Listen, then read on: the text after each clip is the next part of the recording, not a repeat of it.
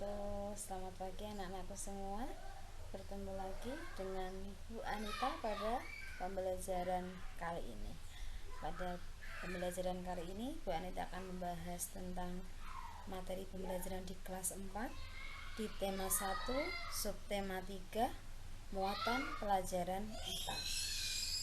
Materinya tentang apa ya? Materinya adalah tentang pemantulan dan penyerapan bunyi. Sekarang coba perhatikan percobaan pemantulan dan penyerapan bunyi. Ini ada beberapa bahan yang perlu anak-anak siapkan. Yang pertama adalah jam tangan. Kalau tidak punya jam tangan mungkin bisa diganti dengan bunyi-bunyian, terserah anak-anak. Mungkin ada yang memukul besi ting-ting begitu atau apa. Kemudian bahan alat dan bahan selanjutnya yang dibutuhkan adalah buku sebagai tataan ya, atau sebagai alas, kemudian pipa. Nah, ini pada praktek yang pertama anak-anak cukup meletakkan jam tangan di ujung pipa yang satu, kemudian kita dengarkan apakah kita bisa mendengar bunyi jam dengan baik. Ya, ternyata detak jam terdengar dengan jelas. Lalu kita mencoba memberikan efek dengan sebuah benda pada jam tangan tersebut. Kita beri piring. Saat kita beri piring, piringnya dihadapkan ke jam dan pipa ya. Jadi istilahnya didekatkan. Apa yang kita dengar? Oh, ternyata ya, saat kita mencoba untuk melakukan praktek seperti ini, jadi detak jamnya itu diberikan efek oleh piring, itu ternyata detak jam terdengar lebih keras ya. Nah, lalu kita beri efek lain. Nah, ini diberi efek busa atau gabus. Apa ya kira-kira yang terjadi? Ternyata detak jam tidak terdengar. Mungkin seumpama terdengarnya lebih lemah detakannya ya. Oh, ternyata dari percobaan pemantulan dan penyerapan bunyi ini kita bisa membuat percobaan.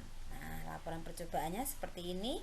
Ada laporan percobaan, ada judulnya ya. Anak perhatikan judulnya, laporan percobaan pemantulan dan penyerapan bunyi. Kemudian nama percobaan, tujuan, alat dan bahan, langkah kerja, hasil percobaan, dan kesimpulan. Nah, ini anak-anak coba ya. Walaupun mungkin anak-anak tidak mencoba percobaan secara langsung, dari penjelasan Bu Anita tadi, pada teman kalian yang sudah melakukan percobaan, anak-anak bisa membuat laporan percobaan. Ini ditulis ya, kita latihan membuat laporan percobaan. Nama percobaan ditulis, yaitu pemantulan dan penyerapan bunyi. Kemudian tujuan percobaan, membuktikan macam bunyi pantul melalui percobaan bunyi terhadap benda sederhana. Kemudian alat bahan, nah tadi yang sudah Bu Anita jelaskan, alat-alatnya, bahan-bahannya ditulis pada kolom alat dan bahan. Kemudian langkah kerjanya, susun 2 baris buku dengan ketinggian yang sama. Letakkan tabung di atas buku, kemudian letakkan arloji di ujung salah satu tabung. Dengarkan detakan arloji. Langkah kerja yang keempat dan yang kelima tadi sudah Bu Anita jelaskan sedikit ya, yaitu yang keempat beri efek detakan arloji dengan piring. Kemudian yang kelima beri efek dengan busa atau gabus. Nah, dari hasil percobaan itu kita mendapatkan 3 hasil ya kan. Saat tidak ada benda di dekat arloji, bunyi terdengar bagaimana. Kemudian saat ada titik-titik, nah tadi kan kita memberikan 2 perlakuan, busa dan piring. Nah, ini ditulis satu-satu, busa sendiri, piring sendiri. Kemudian apa kesimpulannya? Kesimpulannya ternyata bunyi itu bisa dipantulkan, yaitu suaranya lebih terdengar lebih keras itu jika mengenai kaca. Kaca termasuk benda keras. Kemudian ternyata bunyi bisa diserap jika mengenai gabus. Gabus ada termasuk benda lunak. Oh, ternyata bunyi itu akan dipantulkan dengan baik jika mengenai benda-benda yang keras seperti permukaan dinding, batu, semen, besi, kaca, dan seng.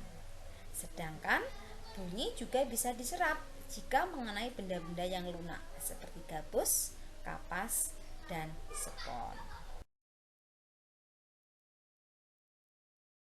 Dalam materi tentang apa itu pemantulan bunyi. Nah, kita umpamakan kita mempunyai sebuah kelereng. Kemudian kelereng itu kita lempar ke dinding yang keras. Apa yang terjadi anak-anak? Ternyata kelerengnya akan memantul atau kembali ke kita. Begitu ya. Nah, demikian juga dengan bunyi. Ternyata bunyi itu bisa memantul jika dalam perambatannya dihalangi oleh benda-benda yang permukaannya keras. Apa saja tadi yang permukaannya keras? Bisa dinding, bisa batu, bisa kaca, piring, dan lain sebagainya. Nah, ternyata bunyi pantul pun itu ada beberapa jenisnya, ada beberapa macam. Yang pertama yaitu gaung. Gaung ini biasanya terdengar saat bunyi asli itu memantul pada jarak yang dekat ya. Jadi bunyi pantulnya itu terdengar bersamaan dengan bunyi asli. Kemudian bunyi pantul yang terdengar itu tidak jelas, jadi bengung gitu ya. Nah, kemudian saat kita tuliskan itu contohnya seperti ini. Bunyi aslinya adalah ibu, maka bunyi pantulnya i-nya itu ikut pada kata bu. Jadi kalau kita mendengar itu hanya terdengar ibu, bu, gitu saja. I-nya tidak terdengar. Jadi bunyinya tidak jelas. Nah, biasanya gaung ini terdapat pada ruangan yang tertutup, biasanya dekat ya, itu seperti di ruang kelas, ruang pertemuan ya, seperti itu. Nah, kemudian bunyi pantul yang kedua adalah gema. Kalau gema ini biasanya jarak bunyi asli dan tempat pemantulannya itu jauh, sehingga bunyi pantul itu datangnya setelah bunyi asli selesai. Jadi setelah bunyi asli selesai baru bunyi pantul itu ada. Biasanya bunyi pantul pada gema itu terdengar jelas dan lengkap. Nah, jika dituliskan seperti ini. Jadi bunyi aslinya adalah ibu, maka bunyi pantulnya ada setelahnya. Jadi terdengar jelas ibu, ibu, begitu. Nah, bunyi pantul ini terdapat pada lembah ya, jurang-jurang begitu. Jadi sudah tahu ya beda antara gaung dan gema. Nah, selanjutnya setelah pemantulan kita belajar tentang penyerapan bunyi.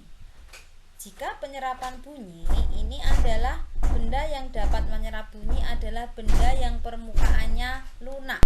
Bunyi-bunyi yang demikian itu terkena benda yang lunak tadi ya. Nah, benda yang bisa menyerap bunyi itu namanya peredam bunyi. Nah, contohnya apa saja? Ada karpet, goni, kertas, kain, busa, wool, dan sebagainya. Nah, ini biasanya itu digunakan untuk mencegah terjadinya gaung atau keredam.